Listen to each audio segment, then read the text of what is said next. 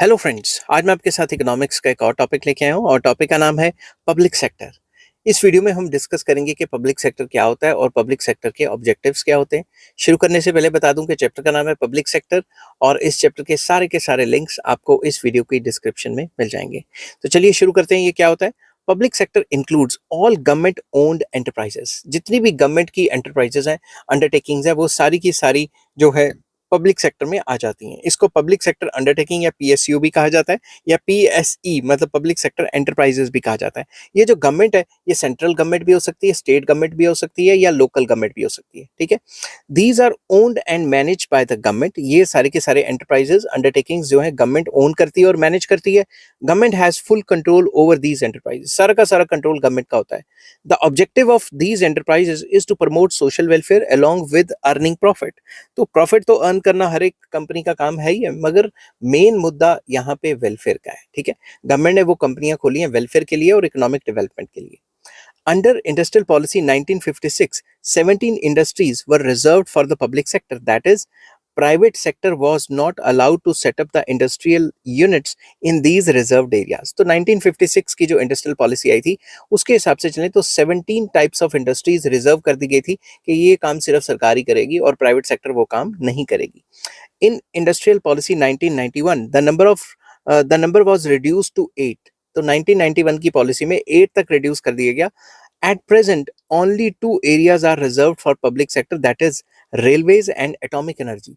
और रेलवेज और atomic energy आने वाले टाइम पे शायद ये भी प्राइवेट हो जाएंगे। ठीक है, तो जैसे जैसे प्राइवेटाइजेशन आ रही है, इंडस्ट्रियल सेक्टर में जो पब्लिक सेक्टर की अंडरटेकिंग्स हैं, पब्लिक सेक्टर की जो पार्टिसिपेशन है वो कम होती जा रही है और प्राइवेट सेक्टर की बढ़ती जा रही है।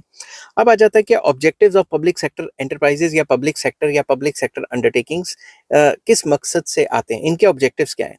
तो फर्स्ट आ जाता है to increase capital formation. Very important, simple words में इन्वेस्टमेंट्स को बढ़ावा देना। Capital formation refers to investment of savings into productive channels. जो भी लोगों की सेविंग्स हैं उन्हीं को प्रोडक्टिव चैनल्स में लगाना, उसे हम कैपिटल फॉर्मेशन कहते हैं। सिंपल वर्ड्स में पैसा इन्वेस्ट कराना। ठीक है, savings that constitute an important component of capital formation are generally low in less developed countries। तो आपने देखा ही है कि लेस डेवलप कंट्रीज या अंडर डेवलप कंट्रीज में जो सेविंग्स होती हैं वो बहुत कम होती है क्योंकि लोगों की तनख्वाहें कम होती हैं। This retards the rate of economic growth. इसकी वजह से इकोनॉमिक ग्रोथ कम होती है क्योंकि सेविंग कम होगी तो वो पैसा इन्वेस्ट ही नहीं हो पाएगा। Thus, to accelerate the rate of growth या economic growth, such industries are set up by the government as may stimulate production, encourage other industries, increase savings and promote investment। तो ये सारे की सारी जो इस टाइप की मेन हैवी इंडस्ट्रीज हैं ये सरकार को सेटअप करनी चाहिए ताकि प्रोडक्शन को एनकरेज किया जा सके, बाकी इंडस्ट्रीज को भी रॉ मटेरियल मिल जाएगा और लोगों की तनख्वाह बढ़ेगी तो सेविंग्स भी हो जाएंगी और इन्वेस्टमेंट्स भी प्रमोट होंगी।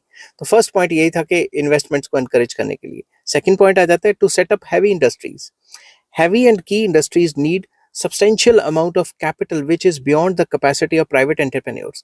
आजकल के टाइम से देखा जाए तो प्राइवेट एंटरप्रेन्योर्स के पास फिर भी थोड़ा बहुत पैसा है, बाकी वो लोन से ले लेते हैं, मगर इतना ज्यादा पैसा नहीं होता कि बहुत बड़ी इंडस्ट्री खोली जाए, तो सरकार को ही आगे आना पड़ता है। ठीक है, जब हमारा देश आजाद हुआ तो private sector was very shy, वो काफी शाय था क्योंकि प्रॉफिटेबिलिटी कम थी। तो सरकारें आई और सरकार ने आगे आके जो है कई टाइप की इंडस्ट्रीज खोली। To fulfil the requirement the government has to set up public enterprises. तो इस प्रॉब्लम को दूर करने के लिए, इस रिक्वायरमेंट को पूरा करने के लिए कि हमारी इकोनॉमी में बेसिक एंड हैवी इंडस्ट्रीज होनी चाहिए, सरकार आगे आई जब हमारा देश आजाद हुआ और कई बड़ी बड़ी टाइप की कंपनी सरकार ने खोली। थर्ड पॉइंट आ जाता है to promote economic equality. Very important, with a view to avoid concentration of economic power, it is essential that the key industries in the economy are run by the government, as private sector enterprises may result in concentration of economic power। तो अगर private sector को ज्यादा encouragement मिली और सब कुछ उसने खोलना शुरू कर दिया और सरकारी कंपनी ने वो काम नहीं किया तो प्राइवेट बंदा ज्यादा पैसे कमा जाएगा और सारी की सारी वेल्थ की कॉन्सेंट्रेशन उसी के पास हो जाएगी। जैसे आप देख रहे हैं कि हमारी इकोनॉमी में कुछ बिजनेसमैन हैं, सारा पैसा उन्हीं के पास इकट्ठा हो गया और बाकी लोगों के पास इतना पैसा नहीं है। तो इनइक्वालिटीज फैलने का काफी डर रहता है अगर पब्लिक सेक्टर इन्वेस्टमेंट्स ना करे तो। ठीक है, अगर पब्लिक सेक्टर अपनी कंपनियां खुद की ना खोले तो।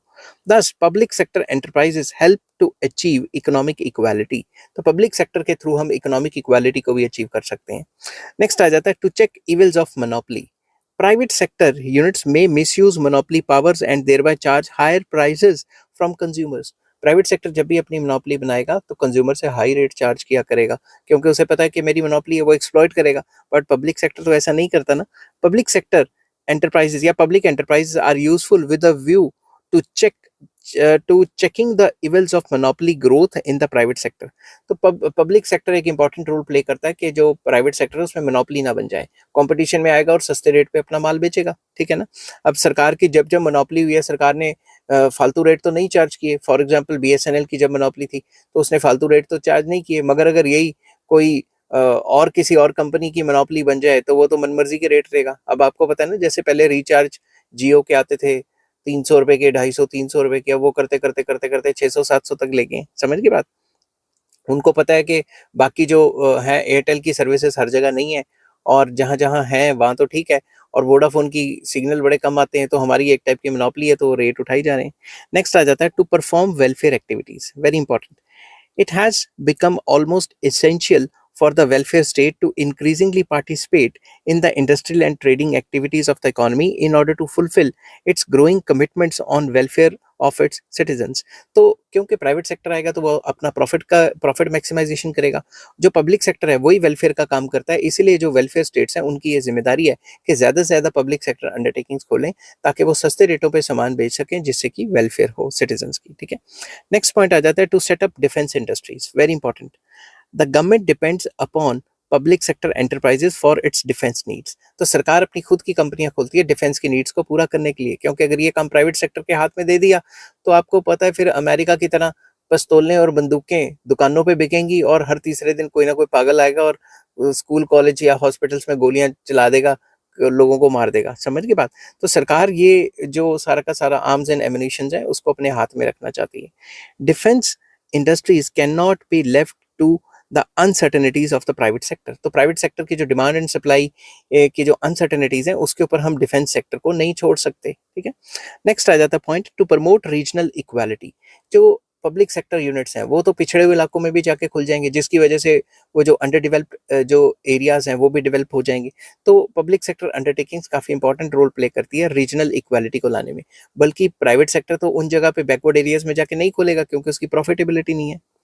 From the viewpoint of industrial development, there are lots of regional inequalities in India। ये तो आपको पता है, इंडस्ट्रियल डेवलपमेंट के हिसाब से देखा जाए तो कई रीजन्स काफ़ी डेवलप्ड हैं इंडस्ट्रियली, और कई रीजन्स काफ़ी बैकवर्ड हैं। On the one hand there are industrially developed regions like Maharashtra, Gujarat, Tamil Nadu and Karnataka. On the other hand regions like Odisha, Bihar, Jharkhand, Rajasthan etcetera are relatively backward. तो मैंने बताया था कुछ रीजन्स जो है काफ़ी एडवांस्ड है और कुछ बैकवर्ड है। Public sector enterprises can be established in these areas, in these industrially backward regions. तो पब्लिक सेक्टर सरकार अपनी कंपनियां खोलती है इन जगह पे जाके। As a result of it regional equality can be promoted. तो इसकी वजह से रीजनल इक्वालिटी आ जाती है, वो इलाके भी डेवलप कर देते हैं, लोगों को जॉब्स वगैरह मिलती है, इंफ्रास्ट्रक्चर डेवलप होता है वगैरह वगैरह। नेक्स्ट आ जाता है टू प्रमोट सेल्फ रिलायंस। अगर हमें अपने पैरों पे खड़ा होना है और बाहर की कंट्रीज के ऊपर डिपेंडेंस कम करनी है तो हमें पब्लिक सेक्टर अंडरटेकिंग्स काफी इंपॉर्टेंट रोल हमारे लिए प्ले करती हैं। Self reliance in the field of capital goods, मतलब मशीनों को बनाने में हम अपने पैरों पे खड़ा हो जाएं, ये काफी इंपॉर्टेंट है।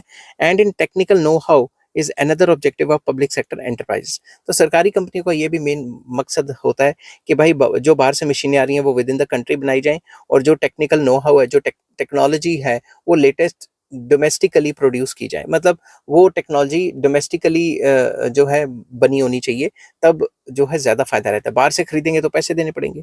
Bye setting up import substituting industries in public sector, self reliance of the economy is promoted। तो वो इंडस्ट्रीज अगर हम खोलें, जो चीज़ें हम बाहर से इंपोर्ट करा रहे थे वो विद इन द कंट्री सरकार खोलती है, तो फॉरेन करेंसी भी बचाती है और लोगों को जॉब्स भी मिलती हैं। तो इससे हम हमारा देश पूरा का पूरा अपने पैरों पे खड़ा हो सकता है। नेक्स्ट है to increase income of the government, very important, क्योंकि सरकार कंपनी खोलेगी तो इनकम भी कमाएगी। Public sector enterprises are expected to generate income for the government. Government को इनकम जनरेट करके देंगे, जो माल बनाएंगे वो बेचेंगे मार्केट में तो इनकम आएगी, ठीक है। The government may utilise this income for development programmes of the nation. तो यही पैसे से सरकार ज़्यादा इंफ्रास्ट्रक्चर बना सकती है, ज़्यादा डेवलपमेंट कर सकती है देश के लिए, ठीक है। नेक्स्ट आ जाता है to increase employment, very important. Public sector enterprises are also expected to generate employment opportunities in the economy, क्योंकि सरकारी कंपनियां खुलेंगी तो लोगों को जॉब्स भी तो मिलेंगी. In these enterprises, job security is more, so people prefer employment in public sector enterprises. तो इन ये जो पब्लिक सेक्टर है इसमें जो जॉब होती है वो पक्की नौकरी होती है, तो ज़्यादातर लोग प्राइवेट कंपनी में ना लगने की बजाय पब्लिक सेक्टर में लगना पसंद करते हैं, क्योंकि यहाँ पे नौकरी पक्की रहती है, ऐसे कोई निकाल नहीं सकता. आई होप ये वीडियो आपको पसंद आई होगी. अगर पसंद आती है तो please like, share and subscribe. Chapter का नाम था पब्लिक सेक्टर और इस चैप्टर के सारे लिंक्स आपको इस वीडियो की डिस्क्रिप्शन में मिल जाएंगे. नेक्स्ट टॉपिक मैं डिस्कस करूंगा role of public sector enterprises, या फिर पब्लिक सेक्टर, या इंपॉर्टेंस या सिग्निफिकेंस क्या होती है पब्लिक सेक्टर की.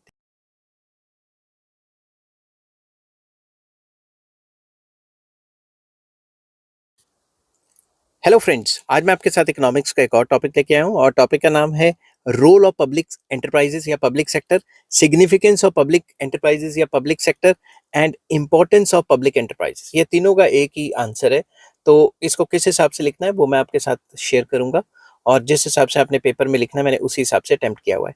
शुरू करने से पहले बता दूं कि चैप्टर का नाम है पब्लिक सेक्टर और इस चैप्टर के सारे लिंक्स आपको इस वीडियो की डिस्क्रिप्शन में मिल जाएंगे. तो चलिए शुरू करते हैं. Public sector plays a significant role in economic development of the country. Sorry, आपको ये पता है कि पब्लिक सेक्टर का काफी इंपॉर्टेंट रोल प्ले करता है. अगर किसी भी देश ने तरक्की करना है तो उसमें पब्लिक सेक्टर का एक इंपॉर्टेंट रोल होता है. Following points may be noted to explain the increasing role of public sector in the Indian economy. तो हमारी इकोनॉमी में पब्लिक सेक्टर का इतना इंपॉर्टेंट रोल क्या है वो फॉलोइंग पॉइंट से हमें पता लग जाता है. तो फर्स्ट पॉइंट आ जाता है कैपिटल फॉर्मेशन. सिंपल वर्ड्स में, जितनी सरकारी कंपनी आएंगी उतनी ज्यादा इन्वेस्टमेंट्स बढ़ेगी, उतना ही ज्यादा कैपिटल फॉर्मेशन होगी. Capital formation plays a significant role in the economic development of underdeveloped countries. तो अंडर डेवलप्ड कंट्रीज के डेवलपमेंट के लिए कैपिटल फॉर्मेशन काफी इंपॉर्टेंट रोल प्ले करती है. In underdeveloped countries savings rate is very low. Savings कम होती है क्योंकि लोगों की इनकम ही बहुत कम होती है. Low savings leads to low capital formation. जब सेविंग्स कम होंगी तो वही सेविंग बैंक में नहीं डालेंगे तो फिर इन्वेस्टमेंट्स या लोन्स कैसे जनरेट होंगे इन्वेस्टमेंट्स के लिए. This problem can be overcome through the public enterprises. तो सरकार अपना पैसा खुद लगाती है और ज्यादा से ज्यादा इन्वेस्टमेंट्स करती है, फिर उससे जॉब्स क्रिएट होती हैं, जॉब से लोग सेविंग्स ज्यादा करते हैं, फिर वो पैसा प्राइवेट सेक्टर को लोन्स में दिया जाता है और फिर जो है कैपिटल फॉर्मेशन और ज्यादा तेजी से उभर के सामने आती है. सेकेंड पॉइंट आ जाता है contribution to GDP. Gross domestic product में अच्छा खासा कंट्रीब्यूशन है पब्लिक सेक्टर का. Share of public sector in GDP has tended to increase over time. तो जीडीपी में जो परसेंटेज शेयर है जो पब्लिक सेक्टर का वो लगातार बढ़ता जा रहा है. It was just 14% in 1992-93 while in 2012-2013 it was 20.4% और लेटेस्ट डाटा के हिसाब से तो बढ़ता ही जा रहा है. ठीक है, तो जीडीपी में इनका जो परसेंटेज शेयर है वो काफी ज्यादा है. काफी ज्यादा नहीं मतलब सिग्निफिकेंट है कि हम उसको इग्नोर नहीं कर सकते. तीसरी इंपॉर्टेंस आ जाती है basic industries. It is only through public enterprises that we can lay strong foundation for basic industries in India. तो जो भी बेसिक इंडस्ट्रीज हैं आज़ादी के बाद वो पब्लिक सेक्टर के अंडर ही बनी है. समझ की बात. उस टाइम पे प्राइवेट सेक्टर काफी शाय फील कर रहा था इन्वेस्टमेंट्स के लिए. वो प्राइवेट सेक्टर कह रहा था जब इतना ज्यादा प्रॉफिटेबिलिटी नहीं है तो मैं इन्वेस्ट क्यों करूं. Large scale industries like iron and steel, heavy machine, fertilizers, atomic energy, arms and ammunitions, etc. could be stabilized only under the public could be established. आना था, रुको 2 मिनट. could be established, मैंने ये spelling में थोड़ा mistake कर दी speed में. ठीक है, एस्टैब्लिश, ये सारी की सारी जो बेसिक इंडस्ट्रीज हैं और हैवी इंडस्ट्रीज हैं ये एस्टैब्लिश हो सकी पब्लिक सेक्टर के अंडर ही. प्राइवेट सेक्टर उस टाइम पे शाय फील कर रहा था, उसके पास पैसे भी नहीं थे और वो मतलब कह रहा था अगर ये प्रॉफिटेबल हुआ ना हुआ थोड़ा रिस्की काम है, तो पब्लिक सेक्टर ने ये सारा काम किया. The contribution of public sector in developing basic industries and in attaining self-sustained growth is remarkable. तो 1951 से लेकर 1991 तक जो पब्लिक सेक्टर ने काम किया हम उसको इग्नोर नहीं कर सकते. रिमार्केबल जो काम किया है. कई कंपनियां लॉस पे भी चलेगी मगर जो प्रॉफिट पे थी वो अच्छा खासा प्रॉफिट पे थी. ठीक है, नेक्स्ट पॉइंट आ जाता है development of infrastructure. Very important. Development of infrastructure comprising of transport, power, communication, basic industries etcetera is a pre condition of growth. किसी भी कंट्री ने ग्रो करना है तो ये जो बेसिक इंफ्रास्ट्रक्चर है ये तो चाहिए ही. ठीक है, expenditure on the development of infrastructure is known as a social overhead cost. जो भी हम खर्चा करते हैं इंफ्रास्ट्रक्चर को डेवलप करने में उसको एसओसी मतलब सोशल ओवरहेड कॉस्ट या कई बुक्स में सोशल ओवरहेड कैपिटल भी कहा गया है. Pace of industrial development can not be accelerated without their establishment. तो इंफ्रास्ट्रक्चर को बनाए बगैर जो ग्रोथ रेट है, जो डेवलपमेंट की जो रेट है वो कैसे एक्सेलरेट होगी, नहीं हो सकती बिल्कुल भी। Their development requires huge capital investment which can not B mobilised by the private sector. तो इस इंफ्रास्ट्रक्चर को बनाने में इतना पैसा चाहिए कि वो प्राइवेट सेक्टर नहीं कर पाएगा, ठीक है। Moreover these projects do not promise high profits. तो जरूरी नहीं कि इन इंफ्रास्ट्रक्चर जो इंफ्रास्ट्रक्चरल प्रोजेक्ट्स हैं उनसे प्रॉफिटेबिलिटी भी हो। तो private sector enterprises would therefore be reluctant to undertake them. तो प्राइवेट सेक्टर उसमें इंफ्रास्ट्रक्चर में ज्यादातर हाथ नहीं डाल पाता। Their development is possible only in public sector. तो इंफ्रास्ट्रक्चर की डेवलपमेंट प्राइवेट सेक्टर के अंडर ज्यादा पब्लिक सेक्टर के अंडर ज्यादा तेजी से हो सकती है बजाय इसके कि प्राइवेट सेक्टर के अंदर हो, ठीक है। नेक्स्ट इसकी इंपॉर्टेंस आ जाती है इंपोर्ट सब्स्टिट्यूशन। जो चीजें बाहर से मंगवा रहे थे उनके substitute within the country ही बनाने शुरू कर दिए। For a favorable balance of trade, it is essential that goods imported from other countries are produced within the country or their indigenous substitutes are developed. तो अगर हमने अपना balance of trade या बैलेंस ऑफ पेमेंट सही करनी है तो जो चीज़ें बाहर से मंगवा रहे हैं वो विद इन द कंट्री बनानी पड़ेगी, ठीक है। Public enterprises are playing appreciable role in the field of import substitution. तो पब्लिक सेक्टर काफ़ी इंपॉर्टेंट रोल प्ले कर रहा है इस सिलसिले में। आपको पता है ना, जो मिसाइल्स वगैरह जो पहले हम बाहर से लेते थे अब वो विद इन द कंट्री बन रही हैं। This sector is producing various kinds of medicines, electronic goods, watches, petroleum products and railway equipments. तो ये सेक्टर काफ़ी चीज़ें बना रहा है। जो चीज़ें हम बाहर से पहले मंगवाते थे वो विद इन द कंट्री बननी शुरू हो गई हैं। दस पब्लिक सेक्टर एंटरप्राइजेज या public enterprises save sizeable amount of foreign currency. तो फॉरेन करेंसी बहुत ज़्यादा बच जाती है कि हमें बाहर से नहीं सामान खरीदना पड़ता, डॉलर बाहर नहीं जाते, जो विद इन द कंट्री रह जाते हैं, जिसकी वजह से हम और ज़्यादा पेट्रोल या और ज़्यादा टेक्नोलॉजी खरीद सकते हैं बाहर से। नेक्स्ट आ जाता है export promotion, very important. Public sector in India has promoted exports of the country. Public sector के आने से, पब्लिक सेक्टर की कंपनियां खोलने से हमारे एक्सपोर्ट्स भी बढ़े हैं। Public sector exports consist of railway engine, steels, machinery etcetera etcetera. तो ये चीज़ें कुछ हैं जो बाहर जो सरकारी कंपनियां वो एक्सपोर्ट करती हैं। द स्टेट ट्रेडिंग कॉर्पोरेशन जिसको STC भी कहा जाता है and minerals and metals trading corporation जिसको MMTC भी कहा जाता है have done a wonderful job in the area of export promotion. तो ये दोनों कॉर्पोरेशंस हैं जिसने एक्सपोर्ट को काफ़ी तेज़ी से बढ़ाया। वो सरकारी कंपनियां माल बनाती हैं और ये बाहर एक्सपोर्ट करने की करते हैं, ठीक है। दस the public sector has made a significant contribution in the field of export promotion. जितना ज़्यादा एक्सपोर्ट करेगी बाहर से उतने ज़्यादा डॉलर आएंगे। In year 2019-2020 export earning of public enterprises were ₹1,21,756 crore. तो इतने थे। तो लेटेस्ट डाटा के हिसाब से आप ऐड ऑन कर सकते हो। जब मैंने वीडियो बनाई थी तो मतलब जब मैंने नोट्स बनाए थे तो यही डाटा गिवन था, ठीक है। नेक्स्ट आ जाता है लेस रीजनल डिस्पैरिटीज। जो इनइक्वालिटीज है उसको भी पब्लिक सेक्टर खत्म करता है, बैकवर्ड एरियाज में जाके कंपनियां खोलता है ताकि उन लोगों को भी जॉब्स मिले और वहाँ का इंफ्रास्ट्रक्चर वगैरह डेवलप हो। There are notable regional disparities in the country. ये तो सबको पता है, डिस्पैरिटीज हैं ही। While on the one hand Punjab, Gujarat and Maharashtra are industrially developed regions, on the other hand Odisha, Bihar and Madhya Pradesh are equally backward. तो ये कुछ रीजन्स जो है एडवांस्ड है और कुछ बैकवर्ड है, ये तो सबको पता है। Expansion of public sector enterprises has played a significant role in reducing these disparities. तो जितना ज्यादा पब्लिक सेक्टर फैलेगा बैकवर्ड एरिया में उतना ज्यादा ये जो डिस्पैरिटीज है, इनइक्वालिटीज हैं, रीजनल इनइक्वालिटीज हैं, ये खत्म होगी। For example 3 big steel plants in the public sector have been established in the backward areas only। ठीक है, जो बैकवर्ड एरियाज हैं वहीं पे खुले हुए हैं। For the sake of economic development of backward regions public sector enterprises are being set up there. तो सिंपल वर्ड्स में सरकार उन इलाकों को भी डेवलप करने के लिए वहाँ पे बड़ी बड़ी कंपनियां खोलती है जाके, ताकि लोगों को जॉब्स भी मिले और वहाँ पे इंफ्रास्ट्रक्चर भी डेवलप हो जाए। नेक्स्ट आ जाता है socialistic pattern of the society, very important. Industrial policy of the government aims at establishing socialistic pattern of the society. जब हमारा देश शुरू शुरू में आज़ाद हुआ तो हमने सोशलिज्म को फॉलो किया था। हमारे जितने भी जो फ्रीडम फाइटर्स हैं वो सोशलिज्म की थ्योरी से इन्फ्लुएंस थे। क्यों? क्योंकि हमारे ऊपर एक प्राइवेट कंपनी आई, ईस्ट इंडिया कंपनी मतलब आई, और बाद में जो है क्राउन ने एक्वायर कर लिया 1956 के बाद में। 18 मेरे मुंह से निकल गया, 1857 का जो रिवोल्ट हुआ था उसके बाद क्राउन का जो रूल है वो आ गया। तो जो हमारे जो लोग थे वो कंपनियों से डरते थे कि भाई ईस्ट इंडिया कंपनी आई और हमारे सर पे चढ़ के बैठ गई, ठीक है। तो हम सोशलिज्म को फॉलो करना चाहते थे जिसमें सरकार का इंपॉर्टेंट रोल होगा, ठीक है, और सब कुछ सरकारी होगा। In such a society, inequality of distribution is kept within the warranted limits and public sector enterprises are expected to generate the much needed surplus for growth. In type की economies में इनइक्वालिटीज जो है with in the limits रखी जाती हैं, extreme inequalities नहीं आ जाती जैसे आजकल हमारे देश में देखी जा रही है। तो और क्या होता है, अब सोशलिज्म के अपने मेरिट्स डीमेरिट्स हैं, वो किसी और वीडियो में डिस्कस करेंगे। तो एक ही तरफा नहीं होना चाहिए, पूरा का पूरा सोशलिज्म नहीं होना चाहिए, पूरा का पूरा कैपिटलिज्म नहीं होना चाहिए, थोड़ा बहुत मिक्स्ड इकोनॉमी टाइप होना चाहिए, ठीक है। तो जब सोशलिज्म आता है तो इनइक्वालिटीज भी कंट्रोल में रहती हैं, ठीक है। और जो सरकारी कंपनियां वो प्रॉफिट्स भी जनरेट करती हैं, ऑल्दो सोशलिज्म के अपने डीमेरिट्स हैं, ठीक है। Investment in the public sector serves as a check on the concentration of economic power in the public sector. तो अगर in the private sector, public sector में लगातार इन्वेस्टमेंट्स होती हैं, सरकार अपनी कंपनियां खोलती है, तो ये चेक भी रहता है कि प्राइवेट सेक्टर तो नहीं अपनी कंपनियां खोल के मोनोपोली बना के अपनी डबल ट्रिपल कमाई कर रहा और सारा का सारा पैसा कहीं अमीरों के जेब में तो नहीं चला गया। Adopting the policy of price discrimination, the government sells the essential goods to poorest sections of the society at reduced rates. तो सरकार जो है प्राइस डिस्क्रिमिनेशन की पॉलिसी भी अपनाती है, गरीबों को सस्ते में दे देती है और अमीरों को मार्केट रेट पे वो सामान दे देती है।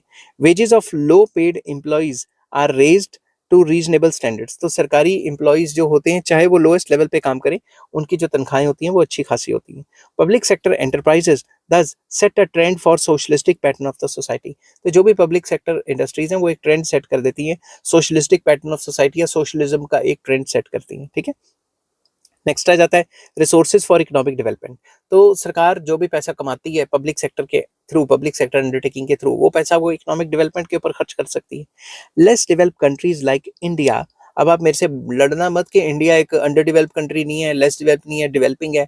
जो इकोनॉमिक पैरामीटर्स हैं उसके हिसाब से मैं कह रहा हूँ। अगर आप देखना चाहते हो, अगर पर कैपिटा इनकम देखना चाहते हो, एजुकेशन लेवल देखना चाहते हो, या per capita availability of doctors देखना चाहते हो, या प्रेस फ्रीडम देखना चाहते हो, ये सारे के सारे कई फैक्टर्स हैं जो इंडिया को अंडर डेवलप बनाते हैं। मैं किसी भी पार्टी की बात नहीं कर रहा, किसी भी पार्टी को सपोर्ट या अनसपोर्ट नहीं कर रहा, मैं आपको कह रहा हूँ कि सिर्फ इकोनॉमिक्स की बात करते हैं यहाँ पे। पॉलिटिक्स की बात पॉलिटिकल साइंस के लेक्चर्स में करेंगे, ठीक है। तो less developed countries like India need huge resources for economic development. तो जो लेस डेवलप्ड कंट्रीज होते हैं उनको ज्यादा पैसा चाहिए इकोनॉमिक डेवलपमेंट के लिए। Only a small percentage of profit in the private sector is reinvested, the rest is distributed as dividend among the shareholders।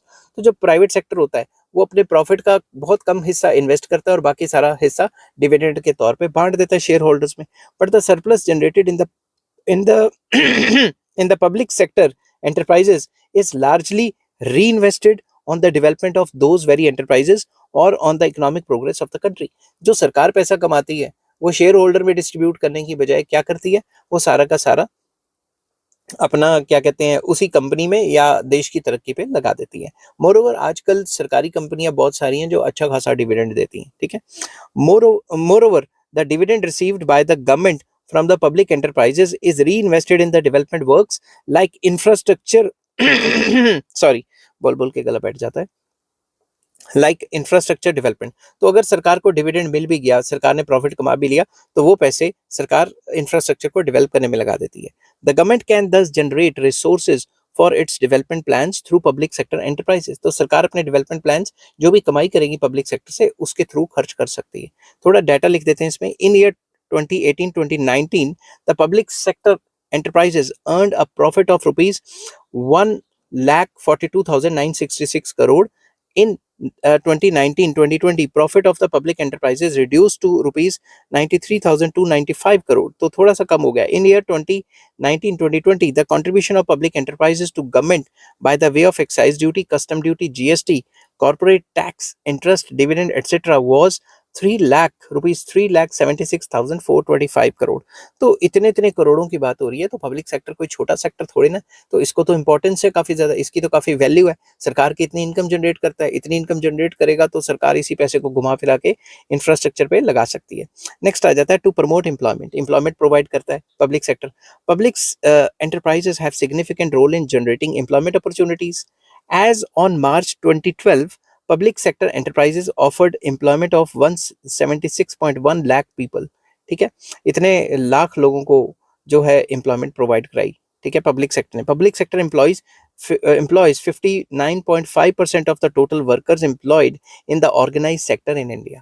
तो एक काफी जो है अच्छा अमाउंट ऑफ जो एम्प्लॉयमेंट है वो जनरेट करती है। ऑल्दो ये भी आजकल देखा गया है कि जो गवर्नमेंट नौकरियां पहले जितनी स्पीड से निकलती थी वो अब उतनी स्पीड से नहीं निकलती। ठीक है, अब मैं गवर्नमेंट को क्रिटिसाइज नहीं कर रहा, मैं सिर्फ एक इकोनॉमिक ट्रेंड जो है आपके साथ डिस्कस कर रहा हूँ। तो अगर सबको सरकारी नौकरियां मिले तो अच्छी बात है, मगर अब सबको तो मिल नहीं पाएंगी। सरकार को नए नए इंडस्ट्रीज वगैरह भी खोलनी चाहिए ताकि प्राइवेट सेक्टर से कंपटीशन भी हो सके और जॉब्स भी जनरेट हो। Next, growth of ancillary industrial units, very important. Public sector enterprises are very very large in size. तो बहुत बड़ी कंपनियां होती हैं, सरकार छोटी कंपनी तो खोलेगी नहीं। These enterprises purchase various intermediate products, जैसे रॉ मटेरियल वगैरह खरीदती है, from from small and ancillary units. तो जो स्मॉल एंड एंसिलरी यूनिट्स है, छोटी छोटी कंपनियां, उनको एनकरेजमेंट मिलती है। Public enterprises have helped in the growth of ancillary industrial units in the country, offering more and more employment opportunities. तो जब वो रॉ मटेरियल खरीदती है किसी छोटी छोटी कंपनी से तो उनको भी एनकरेजमेंट मिलती है। जब उनको एनकरेजमेंट मिलती है तो छोटी छोटी कंपनियां कई टाइप की खुलती हैं हमारे देश में। लास्ट पॉइंट आ जाता है rehabilitation of sick industrial units, very important. Public sector has rendered notable services या service in rehabilitating sick industrial unit. सरकार ने काफी हेल्प की है कि वो कंपनियां जो लॉस पे चल रही है, बैंकरप्ट होगी, उनकी हेल्प की। Many public enterprises were set up to take over sick private sector units. तो कई एंटरप्राइजेस बनाई गई या जो ऑलरेडी स्टैब्लिश थी, उन्होंने जो कई प्राइवेट कंपनियां जो लॉस पे चल रही थी उनको टेक ओवर कर लिया।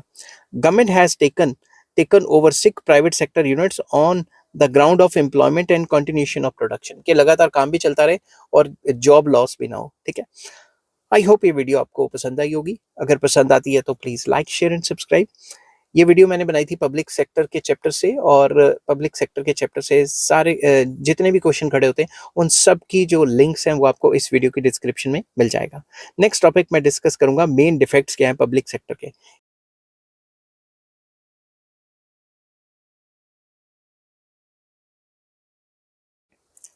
हेलो फ्रेंड्स, आज मैं आपके साथ इकोनॉमिक्स का एक और टॉपिक लेके आया हूँ, और टॉपिक का नाम है main defects of public sector और causes of low profitability in the public sector.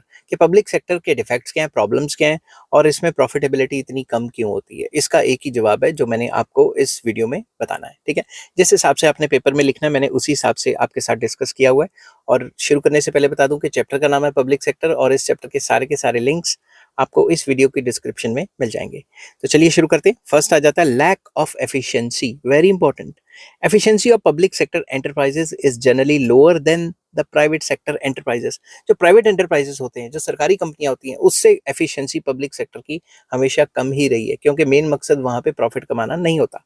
This is because of several reason such as managers and organizers of public sector enterprises या public enterprises seldom commit themselves to the growth of the enterprise, growth of these enterprise. जो भी सरकारी कंपनियों के जो organisers और managers होते हैं वो कहते हैं हमारी नौकरियां पक्की हैं, हम कंपनी को और ज्यादा ग्रो क्यों करें, हमारी तनख्वाह तो बढ़नी नहीं, प्रॉफिटेबिलिटी के से हमारी वेज तो लिंक नहीं है।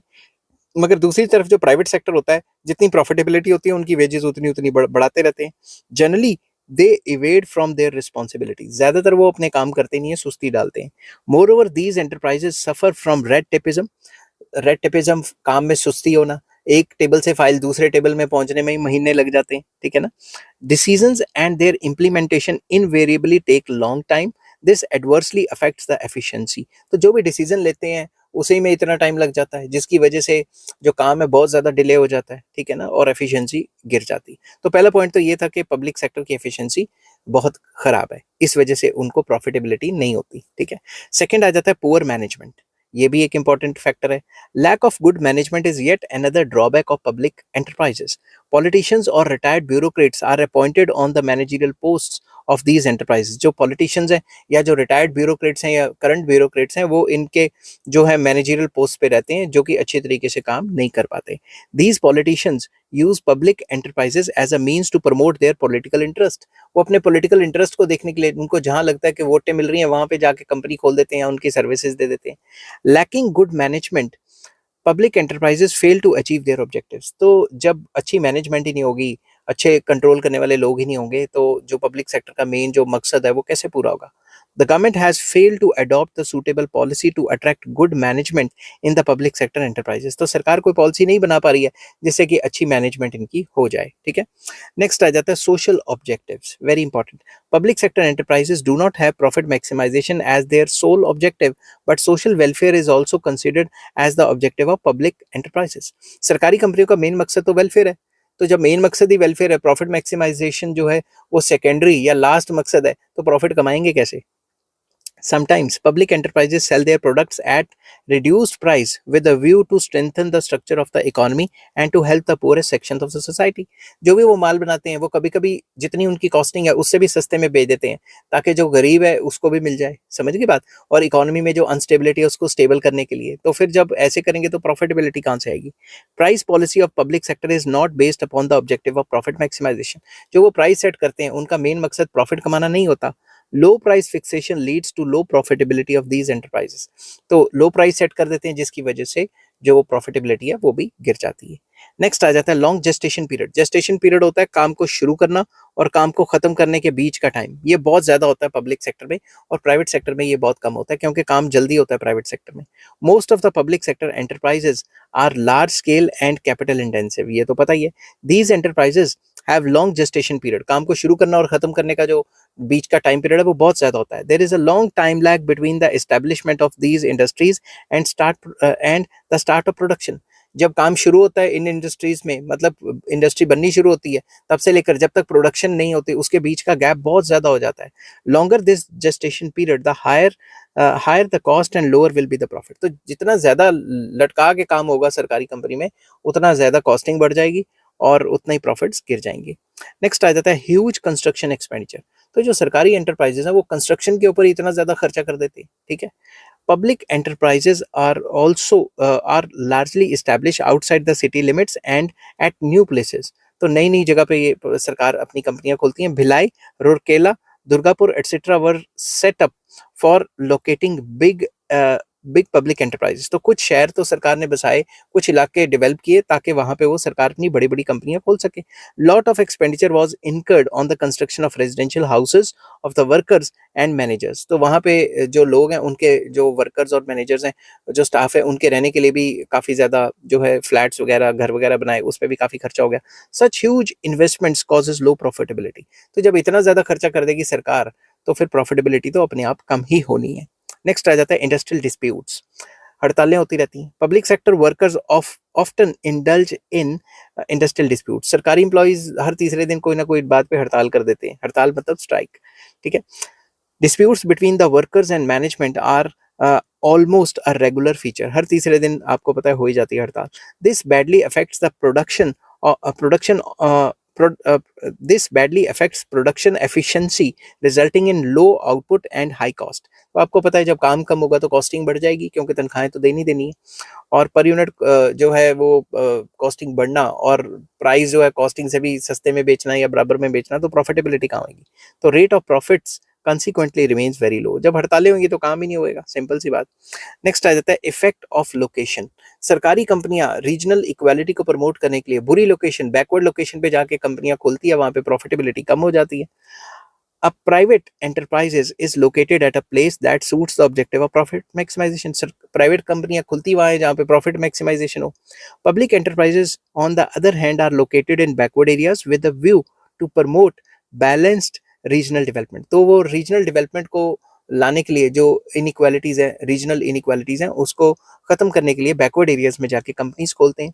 These places fail to offer developed and economically viable environment. तो जो बैकवर्ड एरियाज हैं वहाँ पे इतना कंड्यूसिव एनवायरनमेंट या सूटेबल एनवायरनमेंट नहीं होता कि प्रॉफिटेबिलिटी हो। As a result cost factor is pushed up and profitability is reduced.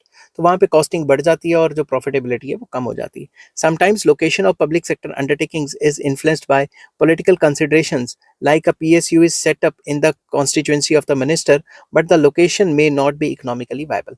तो कभी कभी पॉलिटिशियंस अपने वोट को जीतने के लिए किसी बैकवर्ड एरिया में जो उनकी कॉन्स्टिट्यूएंसी वहां पे जाके वो कंपनी खोल देते हैं और वहां पे कॉस्टिंग इतनी पड़ जाती है कि कंपनी प्रॉफिट में रह ही नहीं पाती, सरकारी कंपनी, ठीक है। नेक्स्ट आ जाता है ओवर स्टाफिंग। जितने बंदे चाहिए उससे ज्यादा भर्ती किए हुए, सिफारशी भी भर्ती किए हुए। Over staffing is a well known feature of public enterprises. This results in low productivity and high wage bill. तो वेजेस ज्यादा देनी पड़ती हैं, काम ना के बराबर होता है उनका। Marginal productivity of the worker is zero और even negative in some enterprises. तो कई कंपनियां ऐसी देखी गई हैं कि इतने फालतू बंदे भर्ती किए हुए हैं क्योंकि मार्जिनल प्रोडक्टिविटी जीरो है, इवन नेगेटिव है, वो काम दूसरे को भी नहीं करने देते। नेक्स्ट है इररिस्पॉन्सिबल स्टाफ, ये भी काफी इंपॉर्टेंट पॉइंट है। In public sector workers are generally indisciplined and corrupt, corruption वगैरह करते हैं। They are hardly conscious of their responsibilities, वो अपनी रिस्पॉन्सिबिलिटीज के लिए कॉन्शियस तो क्या ही होना है, निभाते ही नहीं अपनी responsibility. The security of job makes them irresponsible, हर तीसरे दिन छुट्टी। आपने देखा होगा कई सरकारी दफ्तरों में आते हैं 10 बजे, टिफिन खोल के बैठ जाते हैं, ठीक है, सारे नहीं करते ऐसे, मगर मैंने कई जगह देखा हुआ है ऐसा होता है। Their promotion is determined not by their efficiency but simply by their seniority. तो प्रमोशन भी काम के हिसाब से नहीं होती, सीनियरिटी के हिसाब से होनी है। Trade unions are also responsible for the indifferent attitude of the public sector workers. This results in low productivity. तो ये सारी की सारी irresponsible staff है, हर तीसरे दिन हड़ताल पे चला जाएगा और एफिशिएंसी से काम नहीं करेगा, इसकी वजह से भी प्रॉफिटेबिलिटी कम होती है। नेक्स्ट है under utilization of production capacity. अगर 10 मशीनें हैं तो 10 की बजाय 4 ही चल रही हैं, 5 ही चल रही हैं। Public sector enterprises या public enterprises are known for under utilization of their production capacity. तो वो अपनी कैपेसिटी को कभी भी फुल यूटिलाइजेशन नहीं करते। This is because of several reason such as lack of raw material, train personnel, lack of demand, lack of proper planning in respect of production capacity and inefficiency of management. तो कभी भी उनकी जो production capacity है वो fully utilize नहीं हो पाती क्योंकि रॉ मटेरियल नहीं मिलता, कभी उनको ट्रेंड पर्सोनल बंदे मिलते जो काम कर सकें, डिमांड नहीं होती मार्केट में, या प्रॉपर प्लानिंग नहीं करते, या इनएफिशिएंट मैनेजमेंट होती है। In 2019-2020, in terms of product capacity utilization, 66% of all public enterprises operated at 75% or higher, 18% operated between the 50 to 75%, and remaining 16% operated at even less than 50% of their installed capacity। तो ये data हमें show करता है कि भाई जितनी उनके पास मशीनें हैं वो सबसे काम नहीं ले पाते, ठीक है। Because of under utilization of their capacity these enterprises fail to get high return on their investment। तो इन मशीनों को लगाने पे, प्लांट को बनाने में इतनी इन्वेस्टमेंट की और अपने फुल कैपेसिटी से काम भी नहीं किया, फिर फायदा क्या हुआ। Next, over capitalization. In many public enterprises such as heavy engineering corporation, Hindustan Aeronautics etc., there is over capitalization। कुछ ज्यादा मशीनें लगा दी हुई हैं, कुछ ज्यादा ही बड़ा प्लांट बना दिया हुआ है। This involves huge liability of interest payments without corresponding returns। तो इतनी ज्यादा मशीनें लगाना, इतना ज्यादा बड़ा प्लांट बनाने के लिए लोन्स लिए और रेट ऑफ इंटरेस्ट उन लोन्स पे बहुत ज्यादा है और वो पूरा नहीं हो पा रहा। मशीन्स ऑल्सो रिमेन आइडल, मतलब आइडल पड़ी रहती हैं, वेस्ट पड़ी, मतलब उनसे काम ही नहीं हो पा रहा। This results in low profitability, इसकी वजह से प्रॉफिटेबिलिटी भी और कम हो जाती है। तो ये सारी की सारी जो प्रॉब्लम्स हैं वो पाई जाती हैं पब्लिक सेक्टर एंटरप्राइजेस में। चैप्टर का नाम है पब्लिक सेक्टर और इस चैप्टर के सारे लिंक्स आपको इस वीडियो के डिस्क्रिप्शन में मिल जाएंगे। अगर आपको ये वीडियो पसंद आती है तो please like, share and subscribe. Next topic मैं डिस्कस करूंगा measures for the improvement in public sector enterprise.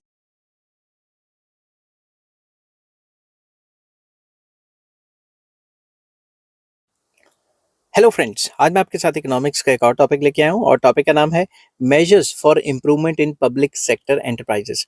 कि क्या क्या मेजर्स लेने चाहिए कि पब्लिक सेक्टर जो है, सरकारी कंपनियां, उनका काम अच्छा हो जाए और वो प्रॉफिटेबल हो जाए, ठीक है। शुरू करने से पहले बता दूं कि चैप्टर का नाम है पब्लिक सेक्टर और इस चैप्टर के सारे लिंक्स आपको इस वीडियो की डिस्क्रिप्शन में मिल जाएंगे। तो चलिए शुरू करते हैं। फर्स्ट पॉइंट आ जाता है सेक्टर कॉर्पोरेशंस। जो जितनी भी पब्लिक सेक्टर एंटरप्राइजेस हैं उनको कॉर्पोरेशंस में कन्वर्ट कर देना चाहिए। कैसे? Administrative Reforms Committee opined that all the public sector enterprises या public enterprises should be put directly under some sector corporations। तो ये सारी की सारी सरकारी कंपनियां या सरकारी enterprises कुछ sector corporations बना देना चाहिए। All engineering enterprises should be bought under one corporation। जितनी भी engineering की industries हैं वो एक corporation के अंडर कर दें। Likewise, all fertilizer enterprises should be brought under a separate corporation and so on. मतलब जितनी भी टाइप की सरकारी कंपनियां वो एक कॉर्पोरेशन बना दी जाए, ठीक है। इससे एफिशिएंसी बढ़ सकती है, काम करने का तरीका एक हो सकता है। This policy is expected to be useful in the following ways. कैसे? Economies of large scale production will be available. एक ही कंपनी, एक ही कॉर्पोरेशन होगी तो ज्यादा बल्क में सामान बना सकती है। More research can be conducted for the growth of enterprises. उस एंटरप्राइजेस को ग्रो करने में ज्यादा रिसर्च, R&D की जा सकती है, ठीक है। तो जितनी भी सरकार की अलग अलग कंपनियां हैं एक ही टाइप का जो काम कर रही हैं उनको एक ही कॉर्पोरेशन बना देना चाहिए। ये पहला मेजर है जो सजेस्ट किया था जो एडमिनिस्ट्रेटिव रिफॉर्म्स कमेटी है उन्होंने, ठीक है। नेक्स्ट पॉइंट आ जाता है reforms in board of directors. जो सिफारशी बंदे भर्ती किए हुए ना उनको निकाल देना चाहिए। It is advise that various boards of management for the public sector enterprises should be suitably reformed। जो board of directors है उनको suitably बनाना मतलब रिफॉर्म करना चाहिए उस कमेटी को, ठीक है। these boards should have professional बंदे रखो, ठीक है, and representatives of workers, financial experts, etc etc, बजाय इसके के politicians को घिसा दो जिसका कोई अता पता ही नहीं है। politicians should not be appointed as directors of these boards, ठीक है।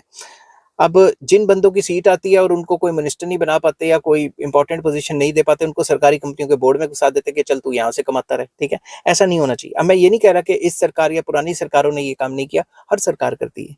नेक्स्ट आ जाता है efficient management and able employees होने चाहिए।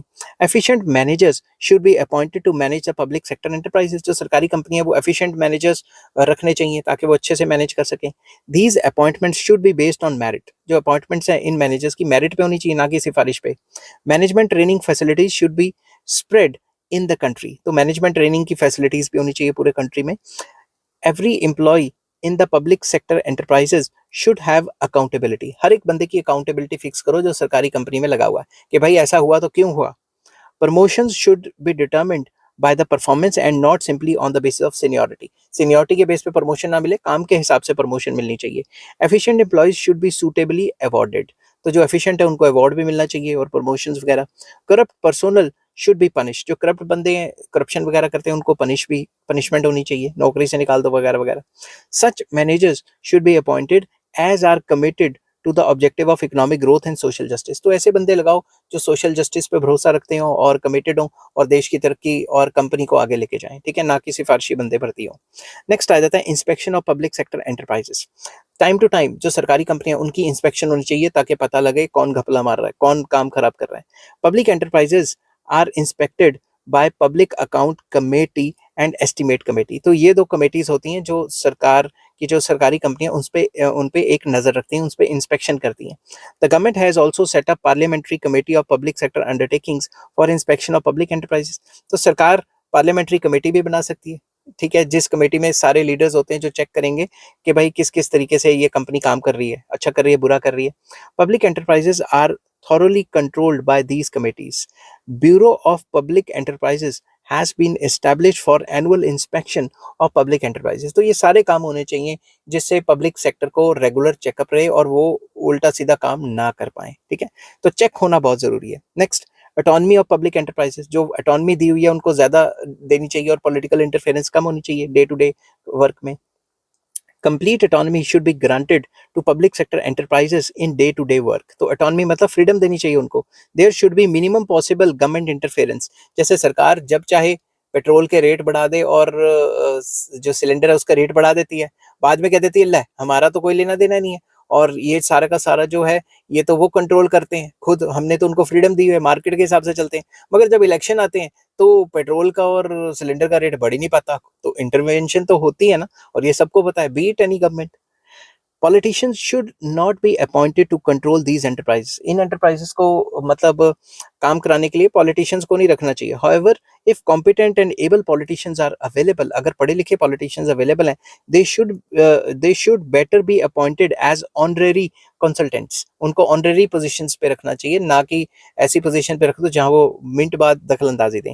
इन no case they should be directly involve in the control and management of enterprises. तो उनको ऐसी जगह पे ना रखो कि वो एंटरप्राइजेस को कंट्रोल करें, जो कि इनएफिशिएंट रहेगा काफी ज्यादा। नेक्स्ट आ जाता है प्रॉपर ऑडिटिंग कराते रहें ताकि पता लगता रहे कि कोई पैसे का हेर फेर तो नहीं हुआ। Accounting of public enterprises should be properly audited. तो उनके जितने भी अकाउंट्स हैं वो ऑडिट होने चाहिए proper. According to Administrative Reforms Committee, 3 or 4 audit boards should be established under the direct control of CAG। जो CAG होता है कंट्रोलर एंड ऑडिटर जनरल, उसके अंदर कई कमिटीज बननी चाहिए, बोर्ड्स बनने चाहिए जो कि इनके ऊपर रेगुलर चेक रखें, इनके अकाउंट्स को रेगुलरली चेक करते रहें। नेक्स्ट पॉइंट आता है full utilization of production capacity या प्रोडक्टिव कैपेसिटी की फुलर यूटिलाइजेशन करनी चाहिए। 10 मशीनें तो 10 को इस्तेमाल करो, 10 मशीनें लगाई क्यों जब इस्तेमाल ही 4-5 करनी है। Public sector enterprises या public enterprises should be toned in such a way that they can use their productive capacity fully। तो वो अपनी प्रोडक्शन कैपेसिटी को फुली यूटिलाइज करें, इस हिसाब से उनका काम चलना चाहिए, ठीक है। New industries should be established only after complete utilization of existing productive capacity.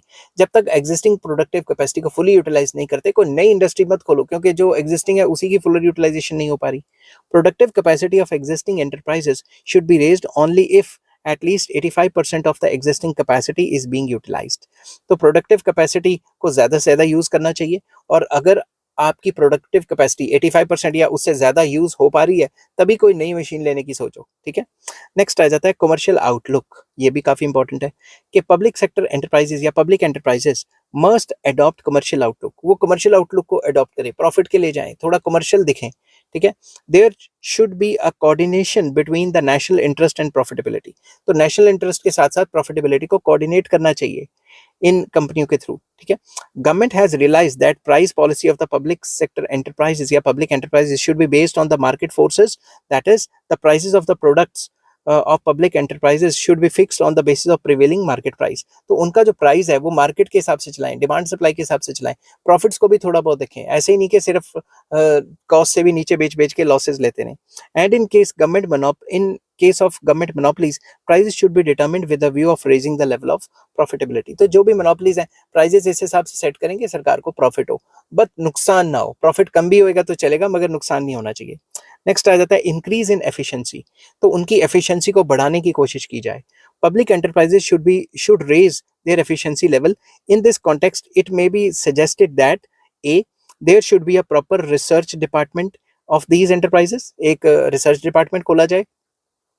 These should be there should be proper incentives for raising the level of production, reducing expenses and improving the quality of product। तो proper incentive मिलना चाहिए ऐसे लोगों को, ऐसे बंदों को जो कि अपनी कॉस्टिंग कम करते हैं, या फिर क्या कहते हैं, अपने खर्चे कम करते हैं सरकारी कंपनी के, या क्वालिटी ऑफ प्रोडक्ट बढ़ाते हैं। C appointment must be based on ability, expertise and administrative capabilities. तो जो भी बंदे अपॉइंट करें वो तजर्बे के हिसाब से देखें, अपनी सिफारिशी मत भर्ती करें। The there should be no red tapism in decision making.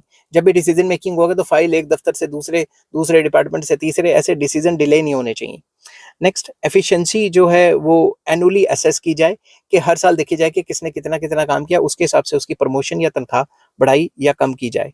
Corrupt officials must be punished and able ones must be awarded. जो अच्छे हैं उनको अवॉर्ड दिया जाए, प्रमोशन और तनख्वाह में इंक्रीज किया जाए, और जो करप्ट हैं उनको पनिश करना चाहिए। नेक्स्ट आ जाता है wasteful administrative expenses should be cartel. जो फालतू के खर्चे हैं, एडमिनिस्ट्रेटिव खर्चे हैं जो फालतू के इन सरकारी कंपनियों के, उनको कम करना चाहिए या बिल्कुल खत्म कर देना चाहिए।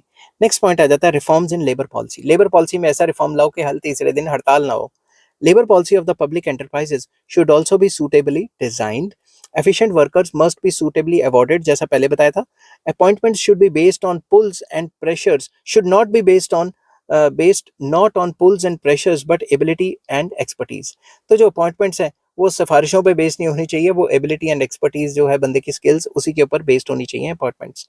There should be cordial relationship between worker and management, ताकि हड़ताल ना हो। Compensation of employees should be linked with their productivity, जितना काम करें उसी के हिसाब से उनको अच्छी तनख्वाह मिले। There should be only one trade union in the industry. ये नहीं कि एक ही इंडस्ट्री में 10-15 आपने जथेबंदियां या फिर ऑर्गेनाइजेशंस बना लिया, हर तीसरे दिन कोई ना कोई हड़ताल पे बैठा रहता है। Union leaders should be the workers themselves. Union leader वही बने जो वर्कर्स हैं, कोई बाहर से आके ना बन जाए। Workers must have sense of belongingness to their organisation. उनकी जो काम करने के प्रति या ऑर्गेनाइजेशन के प्रति उनकी बिलोंगिंगनेस होनी चाहिए, कि ये हमारी कंपनी है, हमने इसके साथ बेईमानी नहीं करनी, इस टाइप की feeling. Industrial public service commission should set up for the recruitment of efficient and able workers. तो एक पब्लिक सर्विस कमीशन होनी चाहिए स्पेशल इनके लिए, जो सरकारी नौकरियां निकालेगी और उन बंदों को चूज करेगी जो एफिशिएंट होंगे, ठीक है। नेक्स्ट आ जाता है वीआरएस ले लो, वॉलंटरी रिटायरमेंट स्कीम को लॉन्च करना चाहिए। जो पुराने लोग हैं, जो सुस्ती पाते हैं, उनको लमसम पैसा देके निकालने की करो। To check problem of overstaffing in the public enterprises, government launched the voluntary retirement scheme in 1988 and another VRS scheme in 2001। इससे क्या हुआ, about 6.28 lakh employees opted for voluntary retirement from central public sector enterprises from October 1988 to March 2019। तो इसमें इतने लाख बंदे VRS ले चुके हैं। सरकार इनको थोड़ा एडवांस पैसा दे देती कि जितनी तुम्हारी सैलरी है उसके हिसाब से ये पैसा पकड़ो, एडवांस तुम्हारे जितने भी साल रहते हैं और छुट्टी करो। तो लोग कहते हैं कि इतना पैसा अभी मिल रहा है तो उस पे कोई दुकान खोल लेते हैं, कोई इन्वेस्टमेंट कर लेते हैं वगैरह वगैरह, तो लोग उतना पैसा लेके साइड हो जाते हैं। नेक्स्ट आ जाता है revival of sick public sector enterprise. जो सरकारी कंपनियां लॉस पे चल रही हैं उनको रिवाइव करने की कोशिश करनी चाहिए। It is the constant Endeavour of the government to revive the sick public sector enterprises in order to improve their performance, productivity and profitability। जैसे बीएसएनएल लॉस पे चल रही है, सरकार को कुछ ना कुछ करके उसको प्रॉफिटेबल बनाना चाहिए। ये ना हो कि लॉस पे दिखाते दिखाते दिखाते दिखाते एक ऐसा टाइम आए कि सरकार सारे बीएसएनएल के एसेट्स किसी प्राइवेट कंपनी को बेच दे। किसको बेचेगी ये आपको पता है, ठीक है। The sick public sector enterprises which are capable of being revived are referred to board for reconstruction of public sector enterprises. तो जो भी बोर्ड बना हुआ है पब्लिक सेक्टर की रिकंस्ट्रक्शन के लिए, उसको रेफर कर देना चाहिए ये केस, और वो बोर्ड देखेगा कि इसको दोबारा से कैसे प्रॉफिटेबल बनाना है फॉर फॉर्मुलेटिंग अप्रोप्रिएट पॉलिसीज, जिससे वो रिवाइव कर सके या रिहेबिलिटेट कर सके, ठीक है। नेक्स्ट आ जाता है चेक ऑन एक्स्ट्रावेगेंस। जो फालतू के खर्चे हैं सरकारी कंपनियों के वो कम कर देने चाहिए। Growing extravagance in public sector enterprises must be check. जो फालतू के खर्चे लगातार बढ़ते जा रहे हैं उनको चेक करना चाहिए। Expenditure on foreign trips, entertainment, meeting etcetera must be severely curtailed. तो इसके ऊपर जो फॉरेन ट्रिप्स के ऊपर या फिर एंटरटेनमेंट, मीटिंग या कोई इधर उधर के खर्चे जो शो कर देते हैं उनको कम से कम रखना चाहिए। There should be strict parliamentary control over the public sector enterprises, ताकि फालतू के खर्चे भी ना हो और इनको प्रॉफिटेबल बनाया जा सके। नेक्स्ट है एमओयू साइन कर लो, memorandum of undertaking. On the recommendation of Arjun Sen Gupta Committee, the government introduced the concept of Memorandum of Understanding, जिसको MOU कहा जाता है, in 1987-88. The main objective of MOU is to reduce the government control and increase the accountability of employees of public sector undertakings। तो जो MOU sign कर लेते थे कि भाई जो भी रिस्पॉन्सिबिलिटी अकाउंटेबिलिटी होगी जो एम्प्लॉयज हैं उनकी होगी, समझ गए बात, ताकि एम्प्लॉयज एफिशिएंसी से काम कर सकें। The number of public enterprises signing MOUs went up from 4 in 1987-88 to 144 in 2019-2020। तो काफी कंपनियों के साथ MOU साइन कर लिए ताकि उनके एम्प्लॉयज को रिस्पॉन्सिबल बनाया जा सके rather than सरकार को। More such MOUs should be signed so as to give freedom to the public enterprises in their working, ताकि पॉलिटिकल दखल अंदाजी भी कम हो। आई होप ये वीडियो आपको पसंद आई होगी। अगर पसंद आती है तो please like, share and subscribe. Chapter का नाम था पब्लिक सेक्टर और इस चैप्टर के सारे लिंक्स आपको इस वीडियो की डिस्क्रिप्शन में मिल जाएंगे। और नेक्स्ट टॉपिक मैं वीडियो बनाऊंगा जिसमें मैं डिस्कस करूंगा public sector reforms in new industrial policy. जो 1991 के बाद पब्लिक सेक्टर में क्या रिफॉर्म्स आए थे वो सारे के सारे डिस्कस करूंगा।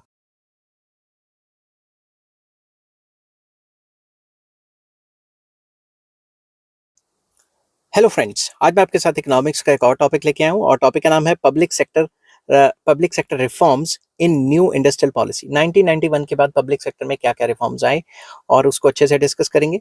और public sector and economic reforms ये भी एक टॉपिक बन सकता है और जिस हिसाब से आपने पेपर में लिखना है मैंने उसी हिसाब से अटेम्प्ट किया हुआ है। चैप्टर का नाम है पब्लिक सेक्टर और इस चैप्टर के सारे लिंक्स आपको इस वीडियो की डिस्क्रिप्शन में मिल जाएंगे। तो चलिए शुरू करते हैं। Following important decisions have been taken in new industrial policy in 1991 with regard to public industries। तो कौन कौन से डिसीजन से? सबसे पहला डी रिजर्वेशन, वेरी इंपॉर्टेंट। वो एरियाज जो रिजर्व किए थे पब्लिक सेक्टर के लिए उसको डी रिजर्व कर दिया गया, ठीक है। In the industrial policy of 1956, 17 industries were reserved for public sector। 17 type की इंडस्ट्रीज 1956 के इंडस्ट्रियल पॉलिसी में रिजर्व कर दी गई थी कि 17 टाइप के काम सिर्फ सरकारी कंपनी करेगी। But under the economic reforms drive, government dereserve the industries in a phased manner and at present only 2 industries are reserve for public sector, railways और एटॉमिक, जो आने वाले टाइम पे मुझे लग रहा है वो भी प्राइवेटाइज हो जाएंगी। These 2 industries are atomic energy and railways। The other 15 out of 17 industries reserved for public sector have been declared open to private investment and participation। तो बाकी जो 15 टाइप की कंपनी है उनको खोल दिया गया है, वहाँ प्राइवेट सेक्टर आके इन्वेस्टमेंट भी कर सकता है और अपनी खुद की कंपनी भी खोल सकता है या एग्जिस्टिंग पब्लिक सेक्टर में शेयर्स वगैरह खरीद सकता है। Now even some key components of railway infrastructure have been opened for the private sector। तो कुछ की एरियाज हैं जो रेलवे इंफ्रास्ट्रक्चर या रेलवे से रिलेटेड है उनको भी प्राइवेटाइज कर दिया गया है। Consequently, there is a possibility of increase in investment, competition and efficiency in the de-reserved sectors। तो जिन सेक्टर्स को डी रिजर्व किया है, जिन इंडस्ट्रीज को डी रिजर्व किया है वहाँ पे इन्वेस्टमेंट्स आएंगी, वहाँ पे कंपटीशन बढ़ेगा और ऑब्वियसली एफिशिएंसी भी बढ़ेगी। तो सेकंड पॉइंट आ जाता है disinvestment.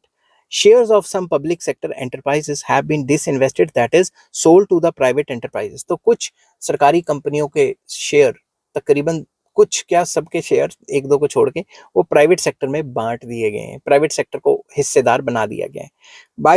Bye the end of March 2021 the equity shares of rupees 5,15,535 crore have been disinvested. तो सरकार ने अपनी इतने रुपीस की हिस्सेदारी बेच दी हुई है, ठीक है। नेक्स्ट आ जाता है सिख पब्लिक सेक्टर अंडरटेकिंग्स। जो कंपनियां लॉस पे चल रही हैं उनके साथ क्या किया, Sikh public sector enterprises will be subject to the same policy as private sector enterprises.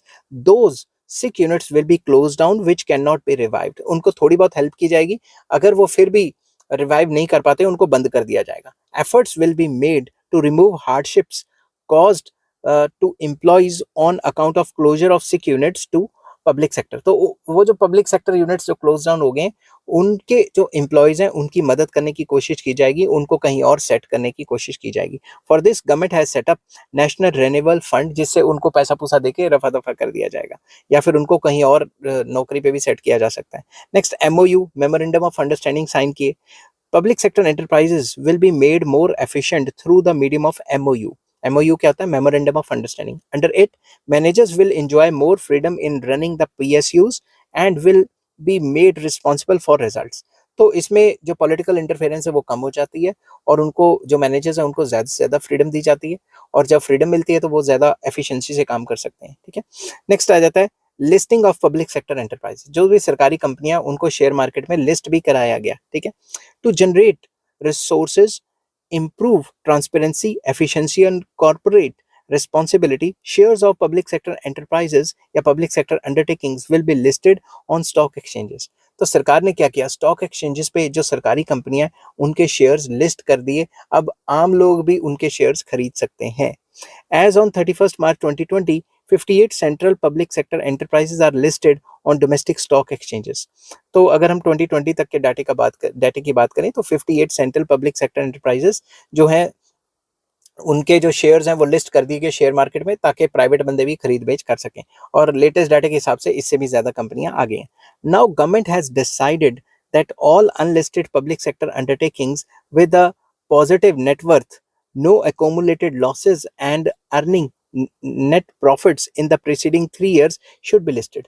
तो सरकार का ये पॉलिसी है कि भाई अगर कंपनी अच्छी चल रही है और कोई अनलिस्टेड कंपनी है, सरकार की कंपनी अच्छी चल रही है, अनलिस्टेड है और प्रॉफिट कमा रही है, लगातार 3 सालों से प्रॉफिटेबल रह रही है, तो उसको हम जो है लिस्ट कर देंगे मार्केट में, ठीक है। Cabinet Committee on Economic Affairs has decided that all listed public sector undertakings public shareholding should be 25%। तो सरकार ने जो कैबिनेट कमेटी बनाई है इकोनॉमिक अफेयर्स पे, वो कहती है कि जो सरकार की हिस्सेदारी है वो लगातार कम करते करते करते हम 25% पे ले आएंगे, जो कि काफ़ी कम है। तो बेसिकली ये सारे के सारे जो काम हैं ये इकोनॉमिक रिफॉर्म्स के बाद हुए हैं।